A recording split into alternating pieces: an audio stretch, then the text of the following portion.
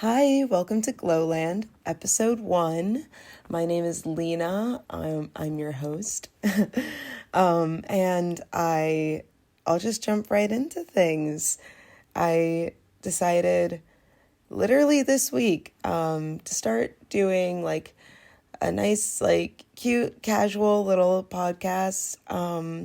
Really because I've been speaking to a lot of friends about skincare and what they do and what I do, and I've always really been into skincare, and I thought it would be just fun to have a little outlet for it, I guess.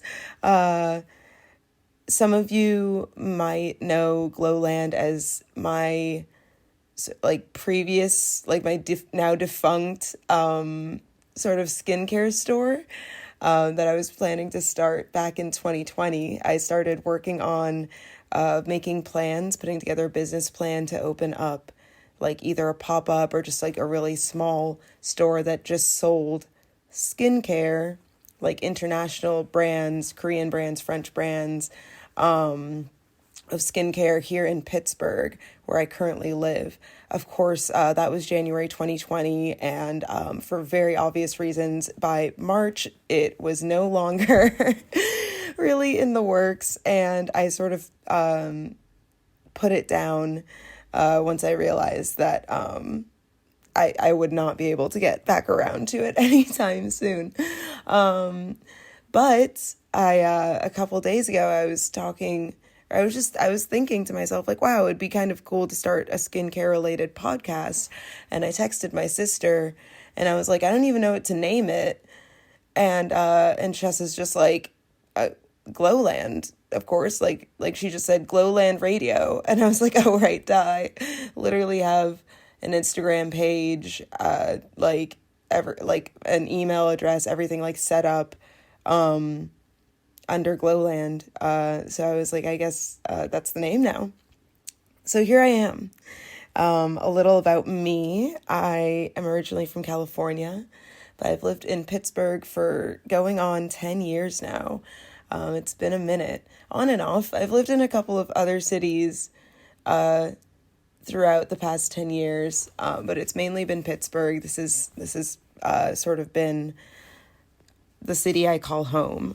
In terms of my skincare journey, I had acne for 15 years. I started having zits when I was like 10 years old. It was pretty mild through middle school, and then in high school it got a little bit worse, and in college it turned into cystic acne. And I think a lot of us know the classic, it'll go away once you're an adult, it'll go away once you're older. For me, it did not go away. It just like evolved over time. And throughout all that time, I was using different skincare. I had a routine. It was much more simple when I was 10, it was really just like wash my face and then like slap on some moisturizer. And that was truly it. And by now, we'll get into it, but by now my skincare routine is much more targeted, a little more complicated, as one would suspect for a 27-year-old woman.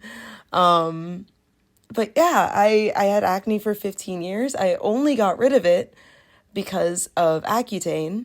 For those of you who don't know, Accutane is like a vitamin A, like sort of, it's not retinol, but it's like retinoid or some, whatever the the correct suffix is for that. But it's a pill that you take that increases your skin turnover rate. And it gets rid of your acne. It effectively cures acne. However, for a few people, their acne does come back, which is terrible. And I think you can take it 2 or 3 times. Like you can do 2 or 3 rounds of it if it doesn't work the first time. But there are some people who it just like their acne just always comes back, which that is something to think about. If you ever consider taking Accutane, it is harsh. It's a journey. And at some point I'll do an episode just on Accutane and my whole journey through it. But yeah, that's really how I got to having any semblance of clear skin in my adulthood. I did not grow out of my acne. That was a lie. Thank you so much to my high school dermatologist. But yeah, that's my sort of like, that's how I've gotten to where I am now skin wise. How I've gotten to where I am otherwise, I went to school here in Pittsburgh. I've had a lot of very random jobs, and I've met a lot of really cool people through those jobs. And I've had jobs in fashion, I've had jobs in customer service and engineering related work and everything. And I briefly worked in like a social media role as well. Not me, but like in front of the camera, but behind the camera. So I've dabbled in a lot of different things, and I do want over time to sort of bring different people from my life that I've met throughout my journey onto the podcast, just to talk through their routines and their take on skincare and what their journey has been. Because I just love hearing about what other people do and just talking through products or talking through whatever their like little ritual is. Everybody has their own thing that works for them. I don't have there's definitely no one size fits all routine or product or anything. I mean, let's just be honest. So I love hearing about what other people do, because it is oftentimes totally different from what I'm doing. And sometimes there's that cute little moment of, oh, we are really into the same exact brand or product or something. And I love that. So yeah, that's sort of just the background of how and why I'm here speaking to you via podcast. I wanted to sort of spend the rest of the episode just talking through literally just my morning routine, my morning skincare routine. Because I wanted to really from the start just talk about what I do, sort of why I do it. Yeah, I don't know, and just whatever products I'm currently in love with. That is the other thing. This is my current morning skincare routine, and it changes over time. It's a seasonal thing. It's winter right now. It's January in Pittsburgh. The air is cold and dry, and that is like half the, impetus for why I do certain things, especially if I know I'm going to go outside. And and the summers in Pittsburgh are hot and humid, and there's no way that I would do this routine in the morning in the summer in Pittsburgh. No. So let's get into it. So right now I wake up and I stretch and I yawn a big yawn, and I chug a bunch of water because I keep my water bottle next to my bed ready to go. You got to stay hydrated. And I, with very foggy eyes, blurry eyes, stumble over to the bathroom. So first thing I do, of course, go in with a cleanser. I say of course, but I mean, you could also just like splash water on your face, I guess. Sometimes I do, if my skin is super dry, I do just splash water on my face because I don't want to dry it out more. But I go in with the CeraVe Gentle Hydrating Cleanser, which is if you have actual dirt on your face, this cleanser is not getting much of anything off. It is not a heavy duty, super sudsy cleanser at all. It basically feels like you're just rubbing their moisturizing lotion on your face. It does not feel like you're really cleansing. And then I rinse it off, and it just really gets off any oils and or sweat that may have accumulated overnight.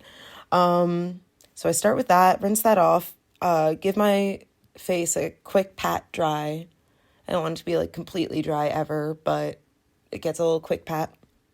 And then I go in with the Beauty of Joseon Ginseng Essence. I've been obsessed with this brand, Beauty of Joseon. I don't know, like I was speaking to a friend about it and they were like, oh, I think it's Beauty of Joseon, or like something like that, which kind of makes sense pronunciation wise, but I really don't know. Why would I look that up before I start recording? Why would I do that when I can question it live and in stereo?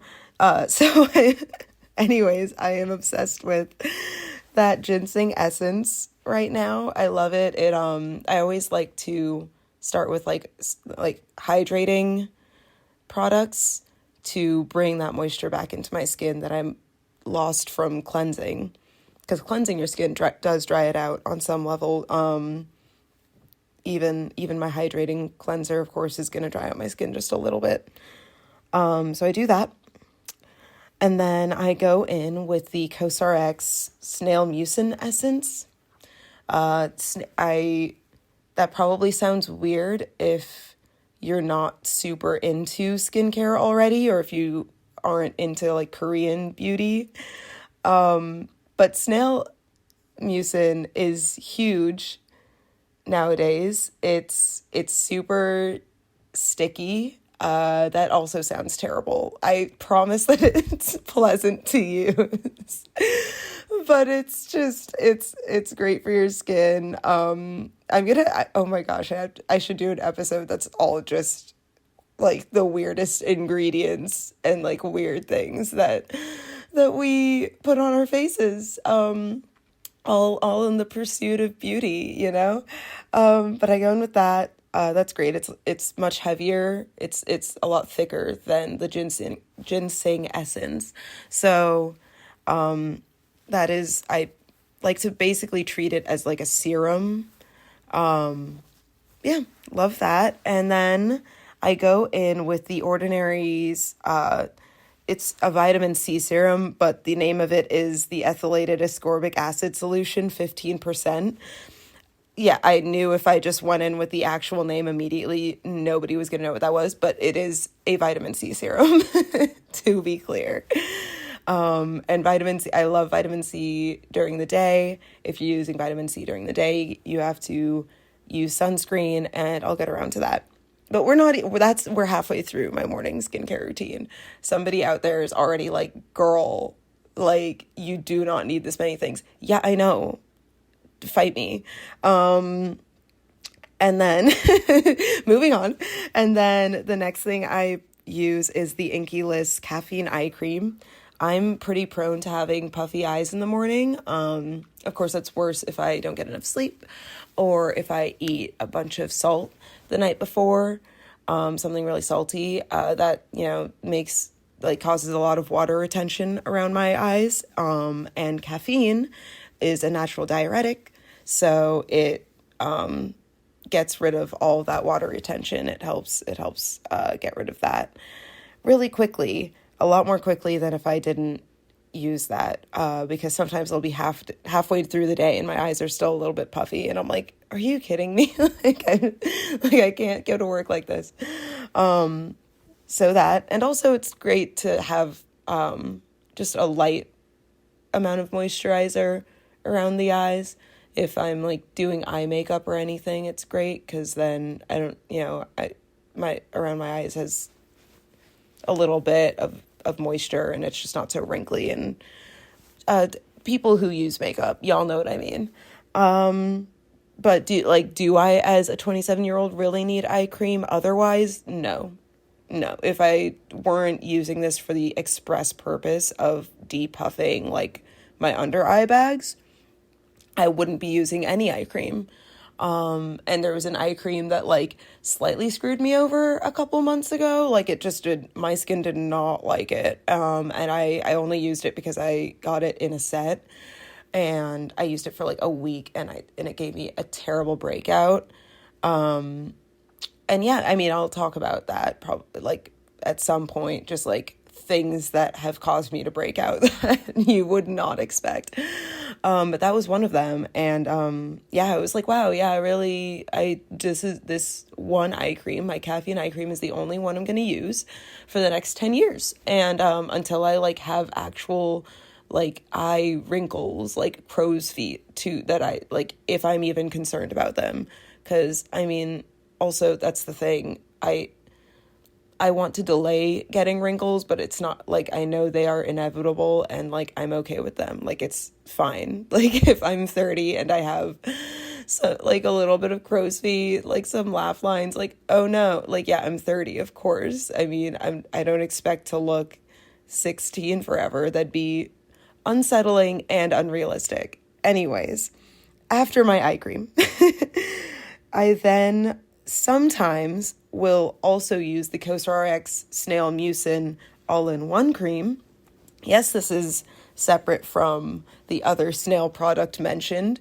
Why not just snail everything, you know? Just throw snail sludge all over your face. It'll make you look beautiful, I promise. But I really, that's the first moisturizer I use, and it's a more lightweight one. I then lock in all of that stuff I've mentioned before with the Biossance Omega Repair Cream.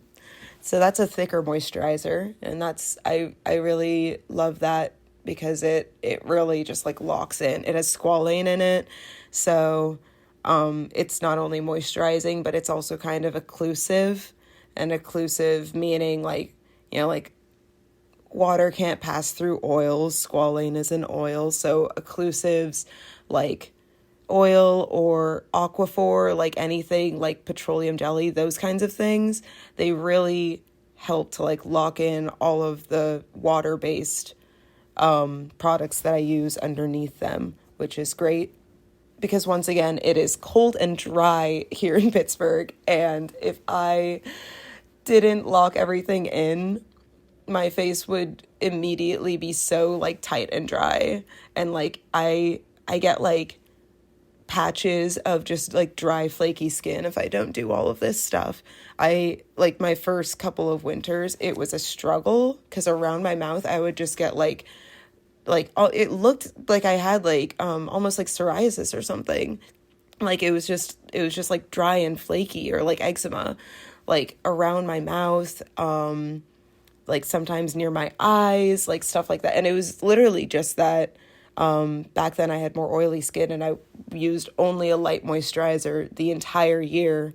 And I realized after a couple of years, like I should probably be using a slightly heavier moisturizer or something to help combat that. And now I've learned my lesson. Anyways, so that's just, we've gotten to moisturizer. My sort of last step is I then put on my sunscreen. I use sunscreen every day, year round. In winter, I don't really reapply it. In summer, and warm months when the sun is out for more than a few hours a day, I do reapply it. I am an absolute freak about sunscreen. I am actually anal retentive about sunscreen. My friends know this because I will be out and about middle of the day on a Saturday, and we'll all like go to the bathroom or something at, whatever. We'll like stop into a cafe and use the bathroom, and I will pull my sunscreen out of my purse, like wash my hands, reapply. And they're just like, do you really need to? And I'm just like, yes, I actually do. I use so many actives in my skincare routine. And as soon as you start doing things like exfoliating, using vitamin C, using retinol, you have to use sunscreen. If you're not doing any of those things, you should be using sunscreen. And if you are doing all of those things, you especially should be using sunscreen. And I'm definitely, oh my goodness, I'm definitely having an entire episode just on like my thoughts on sunscreens, different sunscreens I've tried, all of the reasons that you should use it. But But yeah, I mean, I'm not really a religious person, but if I were, I think sunscreen would be part of my religion. It would definitely be like if there were like five tenets of Lenaism or whatever, like the fifth one would be sunscreen. It's not the top priority in my life, but it's weirdly high on my priorities. I'm kidding. I mean, no, I'm not really kidding. I love sunscreen. And I'm super prone to hyperpigmentation. So I actually really do need to apply sunscreen just to like keep my hyperpigmentation at bay. And last but not least, right now, because it is like the dead of winter, if it were just like kind of cold, I wouldn't do this, but because it's like truly like so dry, the air is so dry outside, I then take a drop of squalane oil and mix it with a little more sunscreen and use that on top of everything else. And if you have oily skin, you're probably cringing at the idea of ending your daytime, like your morning skincare routine with oil. You're probably like, is she actually insane? First of all, yes. Second of all, I I used to have oily skin. That was part of the reason that my acne just like would not go away. It was just I naturally have oily skin. But post-Accutane, I'm going to probably say this a million times, like my pre-Accutane skin and my post-Accutane skin. I should just say like pre-Ac and like post-Ac or something. I don't know. Maybe that sounds, whatever. I'll figure it out. But my post-Accutane skin is, I'd call it like normal to dry. People, like if you know like skin types, which I feel like that's how they used to categorize all of skincare, was like dry skin, normal skin, or oily, or combo. So if you know what I'm talking about there, I used to have oily, and now I'd say that I have normal to dry. And in winter, I definitely feel the dry side of that. So I do top everything off with just literally one drop of squalane oil mixed into more sunscreen. And that just, I like to do sunscreen by itself first to make sure I'm getting the full benefits of the sunscreen. And then I just add more sunscreen on top because that really can't hurt. And more moisture in the winter is always welcome. So that's it, she says, as though that wasn't the most long, drawn out explanation of a morning skincare routine. That's all I do. I was thinking last night I should tell people how much that routine costs. And then I said, I'm not gonna look that up and do that calculation for my own sanity. If someone else wants to, go for it. Don't tell me what the number is. I don't want to know.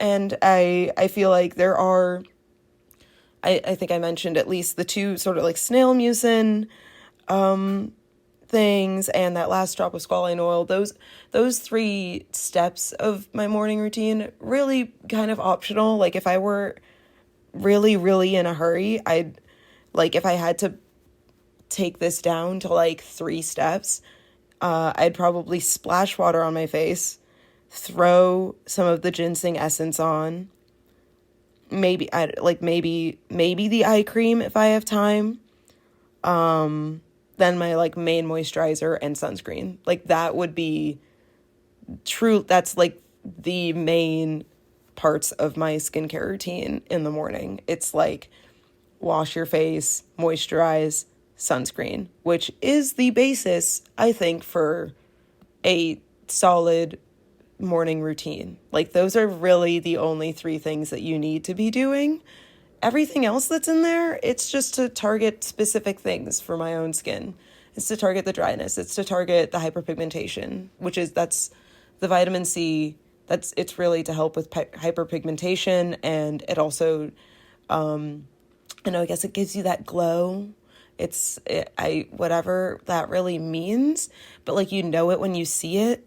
It's kind of brightening radiance kind of thing.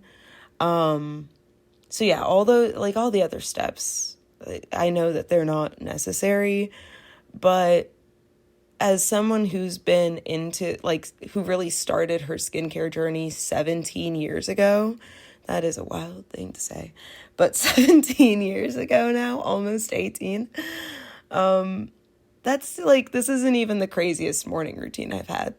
Not even close. I used to do the 10-step thing, like full on 10 steps, like every evening. And then in the morning, I think I do like most of the steps again and then sunscreen, because I was crazy.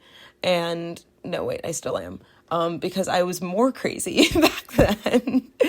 I was Delulu, and I definitely didn't have money for it back then. Like, I don't know how I afforded that, because I work full time now, and I'm like, gosh, like, I got to make sure that I don't spend too much on skincare. And I'm like, back then how did I have money to spend on any of this? Whatever. I made it happen. Nothing was coming between me and my skin ever. So yeah, I'd say this is a pretty tame morning routine for me.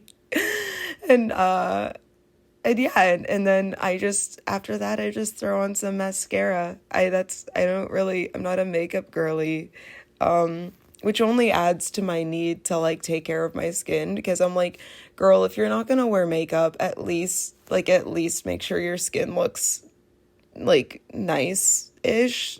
Like, make sure that's presentable. Like, when I'm feeling like real feisty, I'll put on under eye concealer. And that's my makeup to go to work. Just under eye concealer and mascara. Because I'm just so not a makeup girly. Like, yeah. So, I mean, that being said, if you listen to this first episode hoping for like makeup tips or anything, you're in the wrong place. Sorry.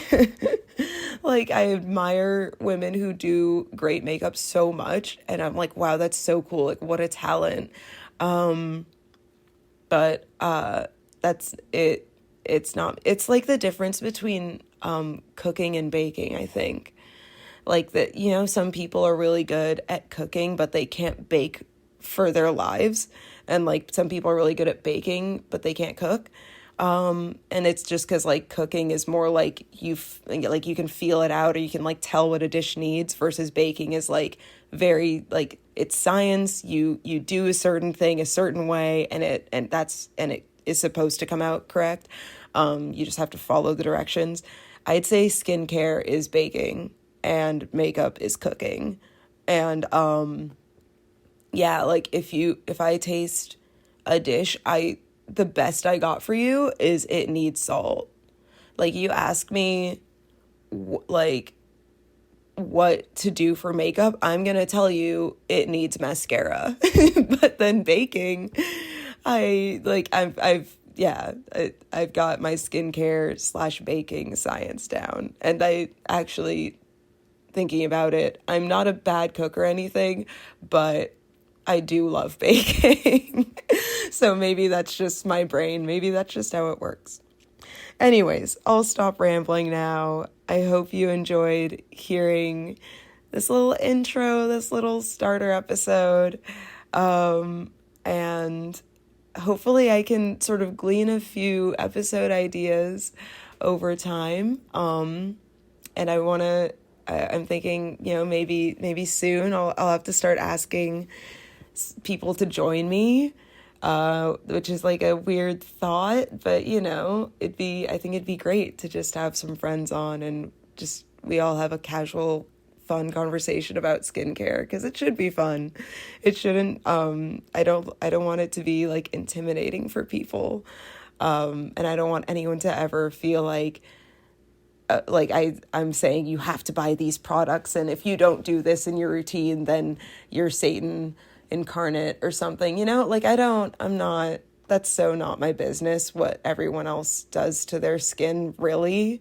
Like, I don't have a say in that, and I don't really care, you know, as long as somebody isn't like burning their face off, like, I don't really care. So yeah. So yeah. That's the best way to end an episode, is so yeah. Yeah, I'll talk to you guys later. Thanks for listening. Bye.